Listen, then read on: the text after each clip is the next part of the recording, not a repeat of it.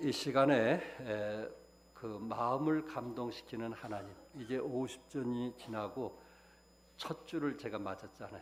50주년을 제가 보낼 수 있다는 것도 전적인 하나님의 은혜고, 또 우리 사랑하는 사람들과 함께 했다는 그것은 저에게 큰 기쁨이었습니다.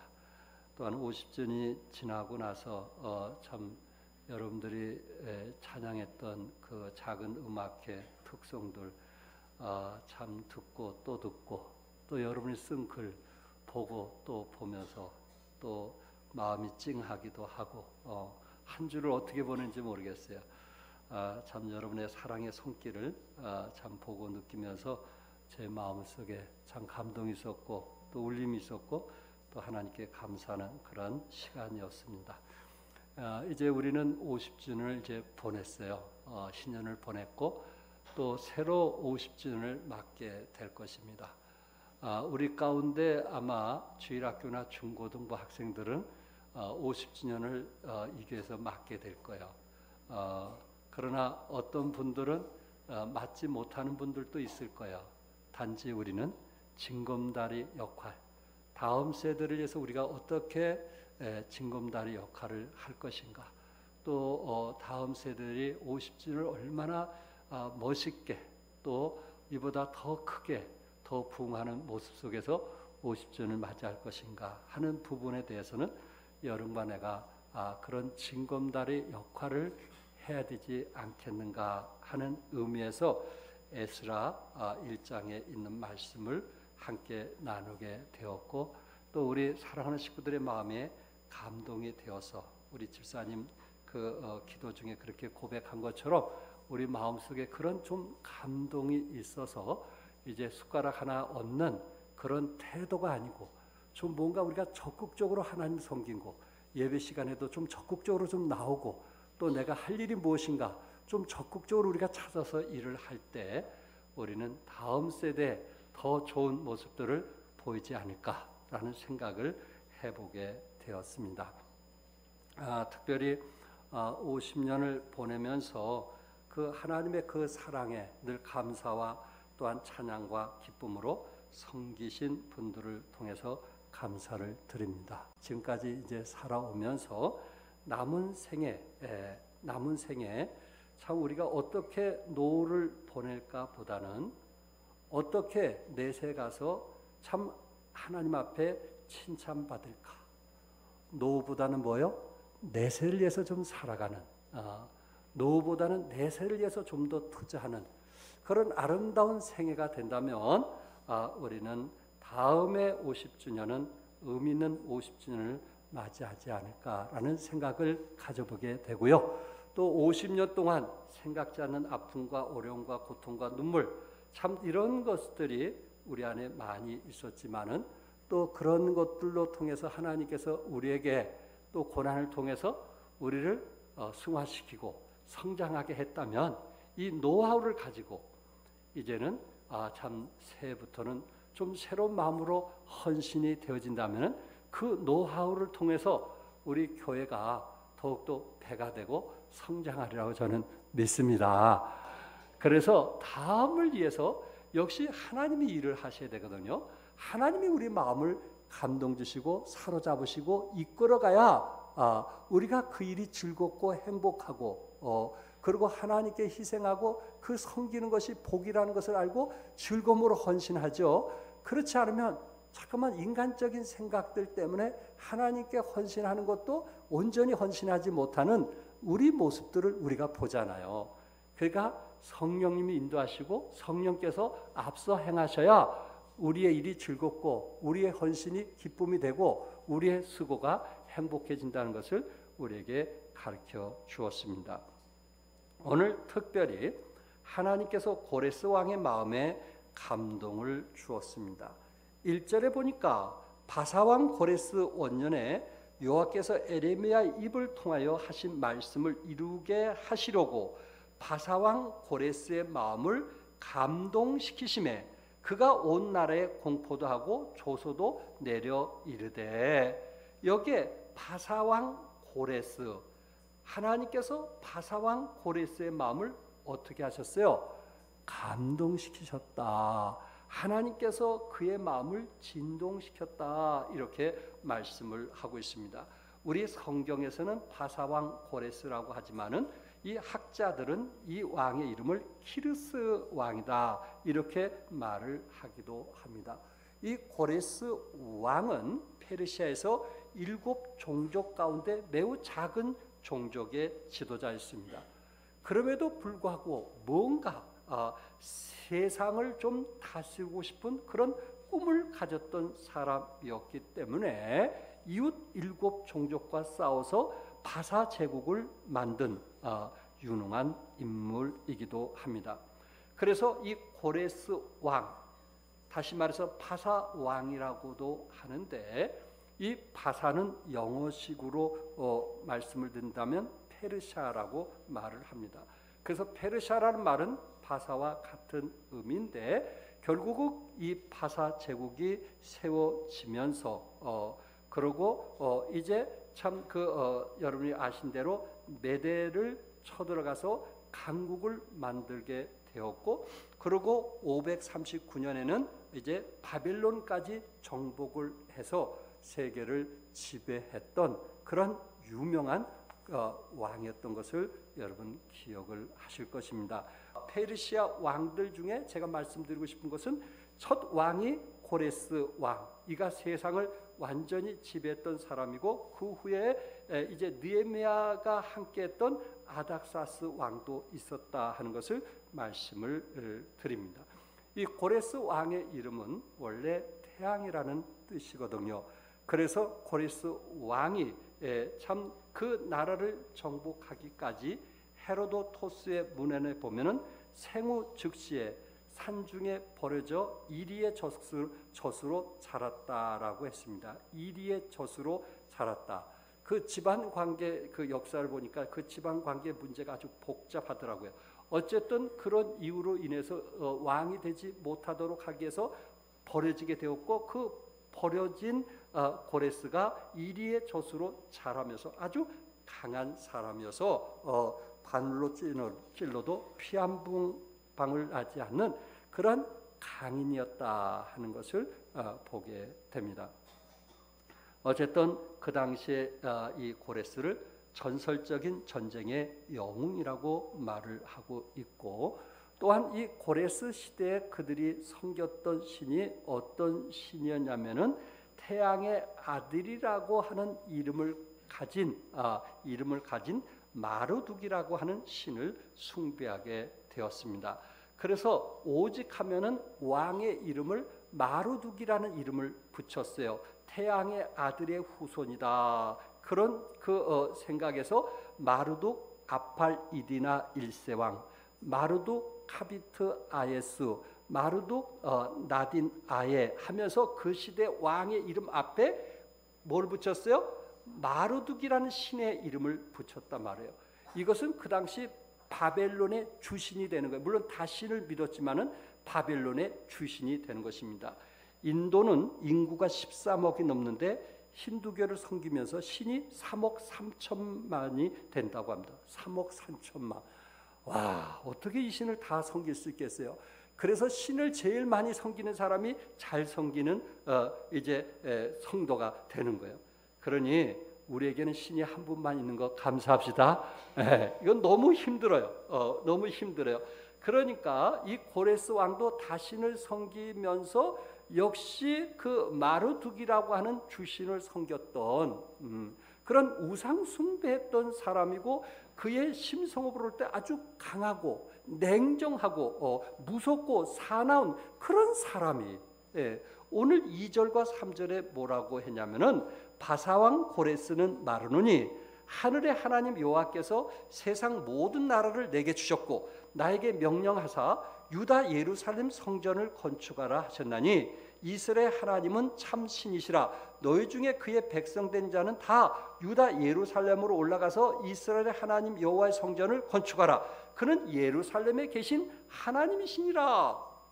그는 예루살렘에 계신 하나님이시라. 이것을 개역 한글에서 전에 읽었던 성경책에 보니까 너희 하나님이 함께 하시기를 원하노라. 이렇게 표현을 했단 말이에요. 다시 말해서 고레스 왕이, 우상 숭배하는 왕이, 그렇게 세계를 지배하고 영향을 미쳤던 그렇게 강한 사나운 사람이 어느 날 갑자기 자기가 이제 바벨론까지 정복을 한 후에 이스라엘 백성들을, 유다 백성들을 예루살렘에 돌아가게 했고, 그리고 그들이 돌아가서 성전을 건축하라 이렇게 말했단 말이에요. 그리고 유다 백성들에게 하나님이 함께 하시길 원하노라 이렇게 축복을 했단 말이에요. 어떻게 그렇게 세상을 위해서 욕심이 많고 명예에 강한 그러한 고레스 왕이 이렇게 변화될 수 있었을까? 그것은 전적으로 하나님의 인도하심이 있었다는 말씀이에요. 우리를 변화시키는 분은 결국 누구십니까? 하나님이신 거예요. 하나님께서 우리 마음을 감동을 주시고 성령께서 우리 마음을 역사하실 때 우리의 삶이 변화가 되고 하나님 뜻에 순종할 수 있는 것이지, 내 성향으로는 하나님을 위해서 헌신한다는 게 그렇게 즐거움으로 기쁨으로 하기는 너무 어려운 이런 육신의 욕심을 가진 사람이라는 것을 말해주고 있습니다. 하나님께서 이 전설적인 전쟁의 영웅인 고레스 왕의 마음에 감동을 주었습니다. 감동이란 단어는 하나님이 흔들다라는 의미가 있습니다. 앉아있는 사람을 벌떡 일어나게 하다라는 의미가 있습니다. 강하게 자극하다라는 의미가 있습니다. 잠자는 자를 깨우다는 의미가 있습니다. 가만히 있는 자를 움직이게 하다라는 뜻이 있습니다. 결국은 하나님이 뭐 하신 거예요? 흔드신 거예요. 하나님께서 그 마음을 흔드시고 역사하실 때 이 고레스 같은 아주 사납고 무서운 강한 왕이라 할지라도 하나님 말씀에 순종해서 뭐라고 했냐면은, 하늘의 하나님 여호와께서 세상 모든 나라를 내게 주셨고, 모든 나라를 내게 주신 분은 누구시라고요? 하나님이시다. 자기도 믿는 마르독 신이라고 하는 그 신이 있음에도 불구하고 하나님을 알게 되었고 하나님을 깨닫게 되었을 때, 내가 이 세상을 다스리게 한 전적인 것은 하나님의 인도하심이었다 이렇게 고백을 하면서 유다 백성들에게까지 축복 기도해 주시는 그런 고레스 왕의 모습을 보게 되는 것입니다. 참 이 고레스 왕이 세상을 정복하면서 유다 백성들을 다시 70년이 되었을 때 그들을 참 예루살렘에 돌아가게 하는 것은 전적인, 물론 하나님의 역사시고 하나님의 계획이었지만은 그 계획에 쓰임 받았던 고레스의 모습을 여러분 보시기 바랍니다. 이사야 44장 28절에 보면은 고레스에 대해 이름이 나오는 거예요. 고레스에 대하여 이르기를 내 목자라, 그가 나의 모든 기쁨을 성취하리라 하며, 예루살렘에 대하여 이르기를 중건되리라 하며, 성전에 대하여는 내 기초를 놓여지리라 하는지라. 고레스라고 하는 사람이 나타나서 그 예루살렘이 증건되리라 이렇게 성경은 예언을 했단 말이에요. 고레스 사람이 이미 태어나기 전에 성경은 이미 예언을 했다는 말씀입니다. 이사야 45장 1절에 여호와께서 그의 기름 부음을 받은 고레스에게 이같이 말씀하시되, 내가 그의 오른손을 붙들고 그 앞에 열국을 뭐하게 하며 항복하게 하며, 내가 왕들의 허리를 풀어 그 앞에 문들을 열고 성문들이 닫히지 못하게 하리라. 이미 하나님께서 고레스에게 기름을 부어서 열국을 항복하게 하겠다 이렇게 말씀을 했습니다. 이 시대에 다니엘이 살고 있었고, 분명히 다니엘은 고레스 왕에게 두루마리 성경책에 고레스 왕이 어떻게 할 것이라고 이미 말씀을 했을 것입니다. 중요한 것은 고레스 왕에게 누가 나타나셨어요?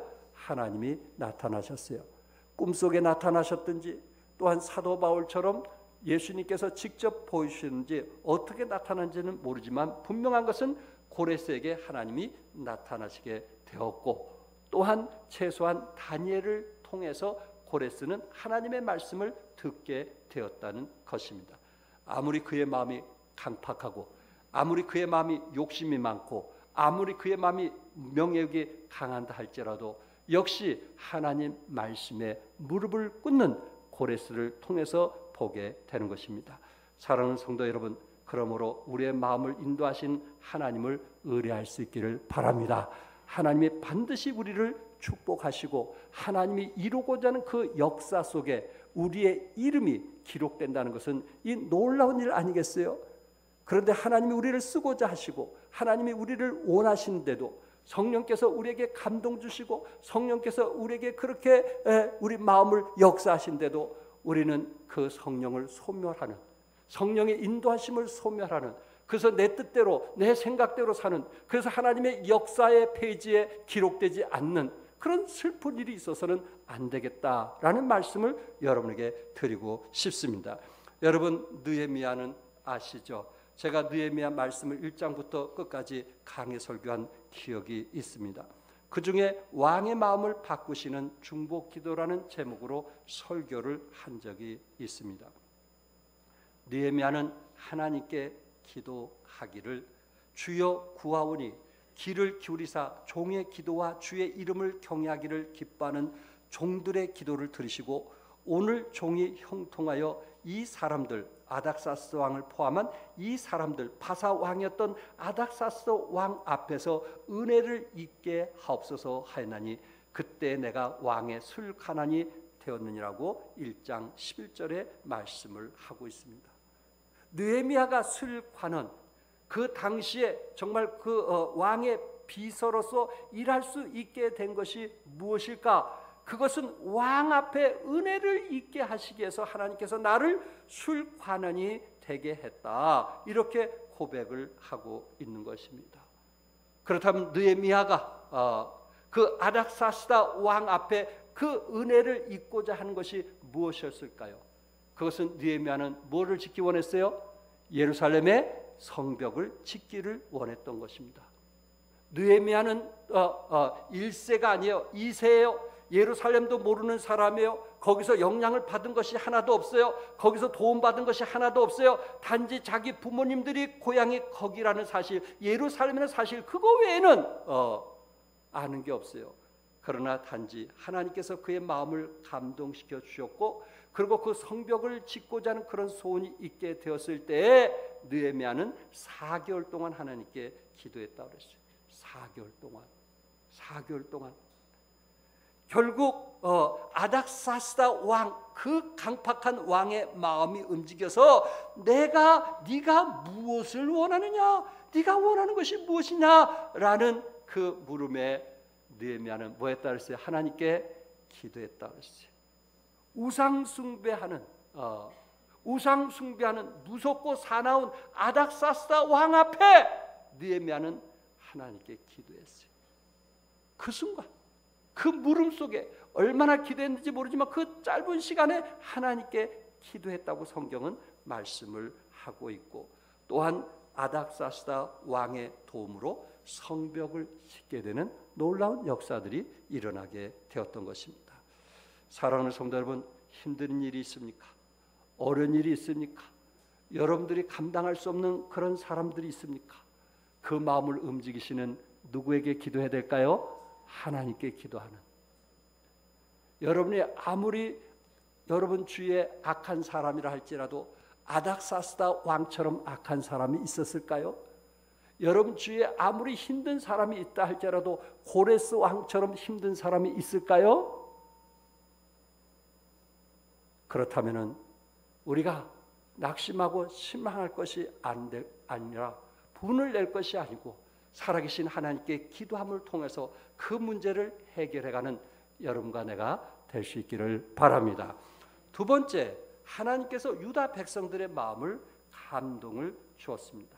5절과 6절 우리 한번 같이 읽어볼까요? 시작. 이에 유다와 베냐민 족장들과 제사장들과 레위 사람들과 그 마음에 하나님께 감동을 받고 올라가서 예루살렘에 여호와의 성전을 건축하자 하는 자가 다 일어나니 그 사면 사람들이 은 그릇과 금과 물품들과 짐승과 보물로 돕고 그 외에도 예물을 기쁘게 드렸더라. 아멘.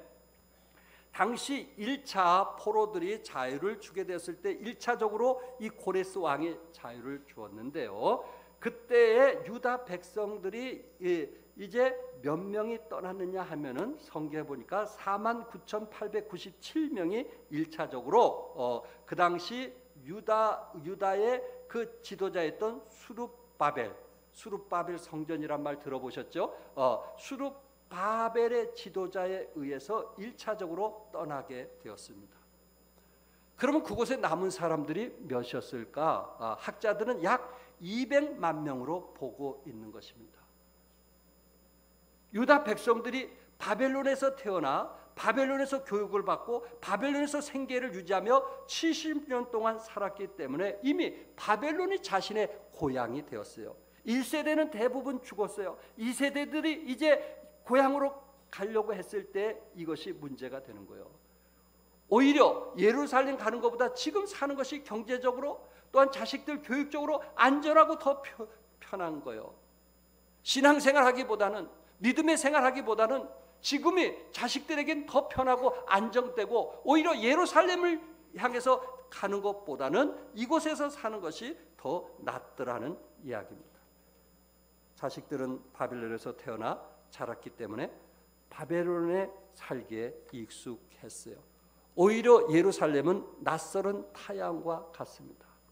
또한 돌아간다고 해서 무엇 하나 보장되는 것이 아무것도 없어요. 오히려 저들에게는 고생이나 희생이 기다리고 있다는 것을 나이 많으신 80세, 90세 되는 그분들은 그 사실을 알고 있을 것입니다. 200만 명은 돌아가지 않고 남아 있었어요. 하나님께서 저들의 마음에 감동을 줬는데 유다 백성들을 떠날 수 있는 감동을 주었음에도 불구하고 다른 사람들은 그 감동에 거절을 하게 되었고 49,000명이 넘는 그 숫자들만큼은 그 감동에 순종했던 것을 보게 됩니다. 그런데 여러분 혹시 기억하시나요? 남은 200만 명에게 한순간 모두 다 목숨을 잃을 뻔했던 거 기억하시나요? 에스더 3장 6절에 보면 하만이 모르드게만 죽이는 것이 부족하다고 생각하고 아수르의 온 나라에 있는 유다인 곧 모르게일의 민족을 다 멸하고자 하더라. 모르드게 민족은 누구예요? 어느 백성이에요? 유다 백성들이거든요. 200만 명을 한순간에 다 죽이기 위해서 하만이 계획을 세웠던 것입니다. 안전지대라고 생각한 그곳에, 예루살렘보다 좀 더 낫다고 하는 그곳에 에스더가 없으면, 죽으면 죽으리라고 하는 에스더가 없었으면 저들은 그곳에 모두 다 죽고 말았을 것입니다. 사람들이 생각하는 그곳이 결코 안전한 곳은 아니라는 말씀입니다. 하나님께서 감동을 주었을 때, 성령께서 우리 마음속에 감동을 주었을 때 우리는 좀 새롭게 일어나서 좀 뭔가 주님을 위해서 헌신하고 봉사하는 그때가 아닌가. 이 시기를 놓치면 다시는 성령께서 우리를 감동하지 아니할 것입니다. 50년 행사를 우리는 보냈어요. 만당을 이루었어요. 우리는 또다시 그런 만당을 위해서 우리는 같이 나가야 되지 않겠는가? 유다 백성들이 뭐라고 말씀했어요? 우리가 다시 성전을 건축하자 하고 일어섰다고 그랬어요. 성전을 건축하자 하고 일어섰다고 말씀을 했습니다. 뭔가 성령의 감동을 가진 사람들이 뭔가 좀 일어나서 함께 하겠다는 그런 결단의 시간이 필요하지 않은가? 우리가 정말 새롭게 헌신하고 새롭게 봉사하고 전에 가졌던 잘못된 생각들을 내려놓고 하나님이 기뻐하시고 원하시는 성령님의 인도하심 따라 순종하겠다는 그런 결단의 시간이 우리들에게 필요하지 않겠는가 하는 말씀입니다. 이제는 과거를 잊고 우리는 새롭게 이제 시작을 할 것입니다. 그럴 때 우리는 교회 안에서 이런 일이 있을 수 있어요. 너희들이 보기 싫어 떠나겠다는 사람도 있을 것입니다. 또한 너희들이 보기 싫으니 나가라, 그런 사람도 있을 것입니다. 그런데 교회를 함께 세워나가기 위해서 유다 백성들은 하나님의 성전을 세우기 위해서 일어났다고 했는데 신약시대는 교회가 뭐예요? 교회가 뭐예요? 에베소 전체적인 내용을 말씀을 드린다면은 에베소 4장 22절에 유혹의 욕심을 따라 썩어져가는 구습을 쫓는 자들이 있었다고 그랬어요. 그러니까는 예수는 믿었는데 유혹의 욕심을 따라 썩어져가는 구습을 그 예수 믿기 전에 그 모습 그대로 살아가는 그런 사람들이 에베소 교회 안에 있었어요. 그러면서 4장 5절에서부터 에베소 교회 보니까 거짓말하는 사람이 있었고, 분을 잘 내는 사람이 있었고, 도둑질하는 사람이 있었고, 더러운 말을 하는 사람들이 있었어요. 하나님은 이런 사람에게 뭐라고 말씀했을까요? 떠나라고 했을까요? 내어 쫓으라고 말씀을 했을까요? 에베소 2장 12절부터 13절에 전에는 그리스도 밖에 있었지만 이제는 그리스도 예수 안에서 그리스도의 피로 가꾸어졌느니라고 강조하고 있어요. 그리스도의 피로 뭐 했다고요? 가꾸어졌느니라. 유대인이나 이방인이나 그리스도의 피로 가꾸어졌느니라. 그곳에 거짓말을 하는 사람, 분을 내는 사람, 도둑질하는 사람, 더러운 말을 하는 사람이 있어서 나는 이곳에서 신앙생활을 할 수 없다. 그런 사람이 있을지 모르겠지만은 성경은 뭐라고 말씀했냐면은 그리스도 예수 안에서 그리스도의 피로 가꾸어졌느니라. 그리스도의 피는 둘로 하나를 만드셨다고 했고, 그리스도의 피는 둘로 합형케 하셨다고 말씀했고, 그리스도의 피는 둘로 세 사람을 지었다고 말씀했고, 그리스도의 피로 둘을 한 몸으로 하나님과 화목하게 하셨다고 에베소 2장에 계속해서 말씀을 하고 있습니다. 그러면서 에베소 4장 4절과 6절에 몸이 하나요 성령도 한 분이시니 이와 같이 너희가 부르심의 한 소망 안에서 부르심을 받으니라. 주도 한 분이시요 믿음도 하나요 침례도 하나요 하나님도 한 분이시니 곧 만유의 아버지시라. 만유에 계시고 만유를 통일하시고 만유 가운데 계시도다. 뭘 말씀하는 거예요? 서로 다를지라도, 내가 보기에 도덕적으로 안 좋은 모습이 있을지라도 몸이 하나요 성령도 하나요 주도 하나요 침례도 하나요 믿음도 하나요 하나님도 한 분이니 그리스도 안에서 뭐가 되길 원하는 거예요? 하나가 되기를 원하는. 진정으로 큰 사람은 어떤 사람일까요? 품는 사람이 큰 사람이 되는 거예요. 예수님의 그 십자가의 보혈의 능력으로 품기를 원하고 있는 거예요. 받아주기를 원하고 있는 거예요. 하나가 되기 위해, 내가 너희들을 위해서 하나 되기 위해서 이 땅에 온 것처럼 너희들도 하나가 되기 위해서 힘쓰라고 말씀하고 있는 거예요. 에베소 2장 4절에 허물로 죽은 우리를 그리스도와 함께 뭐 하셨다고 그랬어요? 살리셨어요. 여러분, 내가 함께 살리심 받은 거 믿으시나요? 이방인이나 유대인을 지금 두고 얘기하고 있는 거예요. 극과 극의 사람들이에요. 서로 간에 원수지간이에요. 그런데 성경은 뭐라고 말씀하고 있어요? 허물로 죽은 우리를 이방인이나 유대인이나 그리스도와 함께 살리셨다고 말씀했어요. 2장 6절에서 또 함께 일으키셨다고 그랬어요. 함께 일으켰었다고 그랬어요. 유대인이나 이방인이나 함께 일으키셨다고 말씀했어요. 또 뭘 말씀하고 있어요? 그리스도 예수 안에서 함께 하늘에 앉히셨다. 함께 하늘에 뭐 하셨다? 앉히셨다. 이방이든 유대인이든 거짓말을 하든 분을 내든 도둑질하든 더러운 말을 하든 하나님께서 하늘에 뭐 하셨다? 앉히셨다. 이렇게 말씀하고 있어요.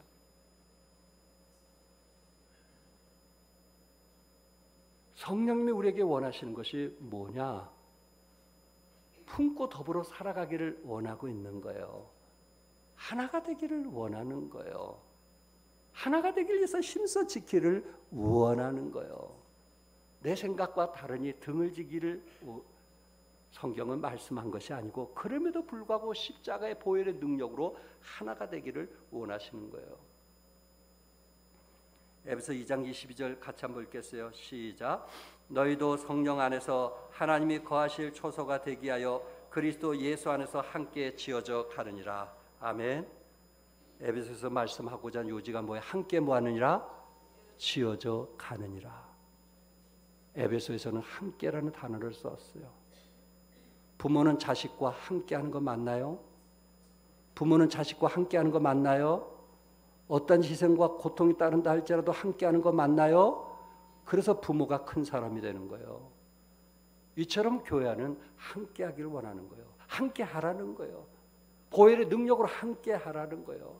성령의 감동을 받은 사람들이 먼저 일어나서 성전을 짓기 위해서 일어날 수 있는, 성전을 짓기 위해서 일어나자 이렇게 말할 수 있는, 이제 앞으로 50전을 향해서 우리가 앉아있는 것이 아니고 일어나자, 이제 좀 적극적으로 의욕적으로 일하자, 이런 사람이 필요한 거예요. 그래 다음 50주년이 의미가 있고 더욱더 교회가 힘을 얻어서 배갈이라고 저는 믿습니다. 하나가 돼야 되는 거예요. 함께하는 거예요. 어떤 사람? 성령의 감동함을 받은 사람. 그 많은 사람에게 하나님은 감동을 주셨지만은 많은 숫자들은 그곳에 주저앉았어요. 하나님의 감동을 거절했어요. 그러나 성경에는 49,897명 정확히 숫자가 기록되어 있어요. 그들은 성령의 감동을 받게 되었을 때 저들은 일어나서 성전을 짓자 하면서 오히려 안전지대에서 일어나서 고난의 길을 선택했던, 왜? 하나님이 역사하시니까, 왜? 하나님이 그것을 원하시기 때문에 그렇습니다. 끝으로 하나님께서 바벨론 백성들에게 마음의 감동을 주었습니다. 4절에 보니까 고레스 왕이 유다 백성들에게 말하는 것이 아니고 바벨론 백성들이 예루살렘으로 떠날 때에 은과 금과 그 밖의 물건과 짐승으로 도와주라 이렇게 말을 했어요. 여러분, 같은 동포가 도와주는 것은 이해가 되겠지만은 자기 동포도 아닌 바벨론 사람들이 그동안 유다 백성들을 노예로 삼기도 하고 심부름을 보내기도 하고 그리고 하인처럼 여겼던 그들에게 70년 동안 함께했던 그들에게 이제 너희들이 좀 재산을 나눠줘서 하나님의 성전을 짓게 하라 그렇게 말을 했던 것입니다. IMF 외환위기 때 자발적으로 참여하게 하여 이루어진 금모으기 운동이 있었습니다. 나라를 살리겠다는 순수한 마음에서 이루어졌습니다. 네이버에 들어가 보면 이 돈이 어떻게 써졌니, 잘못 써졌니 이런 얘기 저런 얘기들이 많이 나오고 있어요. 기업가들이 뭐 어떻게 실패니 뭐 그런 얘기도 많이 하고 있지만 그러나 저는 그것은 잘 모릅니다. 금모으기에 동참한 사람들은 나라를 살리겠다는 순수한 마음에서 참여했다는 것입니다. 그 순수한 마음, 하나님의 성전을 짓겠다고 순수한 마음을 가진 사람이 모아지는 것처럼 성령님이 우리 마음을 인도하실 때 순수한 마음으로 함께해서 하나님 나라를 세우는, 하나님의 깃발을 높이드는 여러분과 내가 될 수 있기를 바랍니다. 그래서 바벨론의 그 백성들이 감동을 받게 됐을 때 그 6절을 같이 한번 읽겠어요. 시작. 그 사면 사람들이 은 그릇과 금과 물품들과 짐승과 보물로 돕고 그 외에도 예물을 기쁘게 드렸더라. 그러니까 하나님의 사람들이 하지 않으면 하나님은 이방 사람들을 통해서도 일을 하신다는 거예요. 하나님께서 우리에게 기회를 주셨는데 우리가 일을 하지 않으면 하나님은 또 다른 사람들을 통해서 뭐 하신다고요? 일을 하시는 거예요. 그러므로 성령이 우리 안에 감동을 주실 때 그 성령님을 소멸하지 말고 기쁨으로 일할 수 있는, 깃발을 높이 들 수 있는, 하나님의 성전에서 함께 지어져 가겠다고 고백할 수 있는 그런 50년을 맞이하는 여러분과 내가 될 수 있기를 바랍니다. 에스라 2장 64절에서부터 67절까지 보면 온 회중의 합계가 42,360명이요 그 외에 남종과 여종이 7,337명이요 노래하는 남녀가 200명이요 요것까지 합산하면 49,897명이에요 말이 736이요 노새가 245요 낙타가 435요 나귀가 6,720이었더라. 유다 백성들은 바벨론 사람 백성들을 통해서 이렇게 후하게 대접을 받게 되었고 그리고 이렇게 많은 물질을 가지고 하나님의 성전을 짓는 일에 사용이 되어졌던 것입니다. 물론 1차 저들이 1차로 먼저 해방이 되었을 때 성전 짓기에서 해방되었지만 저들이 물론 실패해서 그 다음에 느헤미야가 그 일을 이루었지만은 하나님께서 저들의 마음에 감동을 주었던 것은 그 목적은 무엇을 짓기 위한 거였어요? 하나님의 성전을 짓기 위한 거였어요. 하나님이 하시는 일은 하나님께서 사람들의 마음을 진동하셔서 역사하시는 것입니다. 앞으로 다가올 50년을 준비하면서 또한 우리 가운데 그 때를 볼 수 없겠지만 바톤을 다음 세대에 넘겨줄 때까지 우리 주님의 바라심은 몸된 교회를 위해서 하나가 되기를 원하고 세계 복음화를 위해서 힘쓰는 여러분과 내가 되기를 주님의 이름으로 축복합니다. 기도하겠습니다.